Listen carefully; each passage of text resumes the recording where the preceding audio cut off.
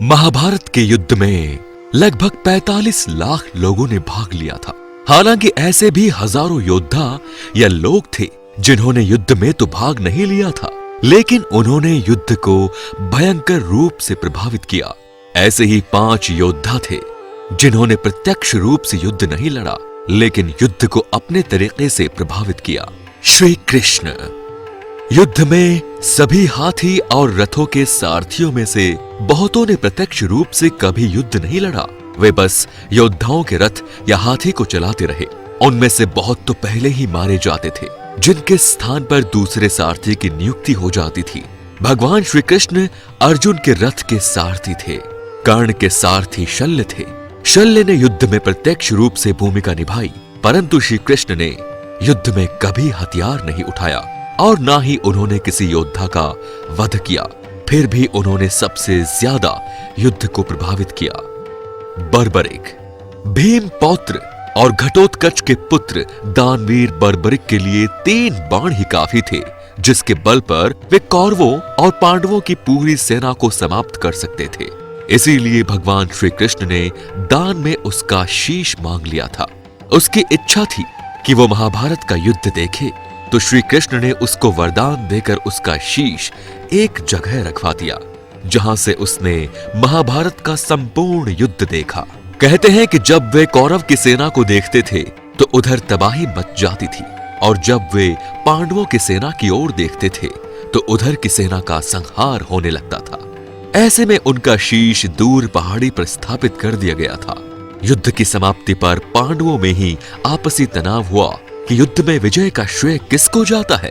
इस पर श्री कृष्ण ने उन्हें सुझाव दिया कि बर्बरिक का शीश संपूर्ण युद्ध का साक्षी है, अतः उससे बेहतर निर्णायक भला कौन हो सकता है। इस पर बर्बरिक के शीश ने उत्तर दिया कि उन्हें तो युद्ध भूमि में चारों ओर सिर्फ श्री कृष्ण का सुदर्शन चक्र ही घूमता हुआ दिखाई दे रहा था, जो कि शत्रु सेना को काट रहा था। महाकाली दुर्गा कृष्ण के आदेश पर शत्रु सेना के रक्त से भरे प्यालों का सेवन कर रही थी। इंद्र। जब इंद्र को पता चला कि उनके पुत्र अर्जुन को कर्ण से बहुत बड़ा खतरा है, तो वे श्री कृष्ण के पास पहुंचे। श्री कृष्ण ने उनको सलाह दी कि कर्ण बहुत ही बड़ा दानवीर है। आप उसके दान देने के समय पर ब्राह्मण के वेश में पहुंचकर उससे दान लेने का संकल्प कराने के बाद उससे कवच और कुंडल मांग ले। इंद्र ने ऐसा ही किया, लेकिन कवच कुंडल ले जाने के बाद आकाशवाणी हुई,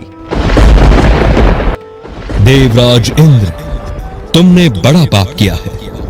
तेरे अर्जुन की जान बचाने के लिए तूने छल पूर्वक कर्ण की जान खतरे में डाल दी। अब ये रथ यहीं धंसा रहेगा और तू भी यहीं धंस जाएगा। तब इंद्र ने वापस लौटकर कर्ण को अपना अमोघ अस्त्र देकर कहा कि इसे जिस पर भी चलाओगे वो निश्चित ही मारा जाएगा। ये अचूक है, लेकिन इसका उपयोग एक बार ही कर सकते हो। कर्ण उस अस्त्र से अर्जुन को मारना चाहता था, लेकिन दुर्योधन और कृष्ण के कहने पर उसे मजबूरन ये अस्त्र घटोत्कच पर चलाना पड़ा। हनुमान जी। भीम और हनुमान जी दोनों ही पवन पुत्र माने जाते हैं। भीम ने हनुमान जी की पूंछ उठाने का साहस किया था, लेकिन उनको क्षमा मांगनी पड़ी थी। दूसरा, हनुमान जी ने अर्जुन का भी घमंड चूर चूर कर दिया। बाद में श्री कृष्ण की युक्ति के अनुसार हनुमान जी से पांडवों ने जीत का आश्वासन ले लिया था। इसी के चलते वे युद्ध में अर्जुन के रथ के ऊपर ध्वज में विराजमान हो गए थे। हनुमान जी की शक्ति के चलते ही श्री कृष्ण का रथ युद्ध भूमि में टिका रहा और अप्रत्यक्ष रूप से अर्जुन की सहायता की थी। युयुत्सु। कौरवों का सौतेला भाई जिसने युधिष्ठिर के समझाने पर युद्ध के ऐन वक्त पर कौरवों को छोड़कर पांडवों का साथ देने का निश्चय किया। अपने खेमे में आने के बाद युधिष्ठिर ने एक विशेष रणनीति के तहत युयुत्सु की योग्यता को देखते हुए उसे योद्धाओं के लिए हथियारों और रसद की आपूर्ति व्यवस्था का प्रबंध देखने के लिए नियुक्त किया। इस तरह कौरवों की सेना कमजोर हो गई थी, क्योंकि वो कौरवों की सेना और उसकी शक्ति का संपूर्ण ज्ञान रखते थे। जब युधिष्ठिर सशरीर स्वर्ग जाने लगे, तब उन्होंने परीक्षित को राजा और युयुत्सु को उनका संरक्षक बना दिया था। तो दोस्तों, हिंदू नेशन का ये था आज का वीडियो। ये वीडियो आपको कैसा लगा? अगर पसंद आया हो तो प्लीज लाइक कीजिए, कमेंट कीजिए और अपने दोस्तों के साथ इसे शेयर जरूर कीजिए। धन्यवाद।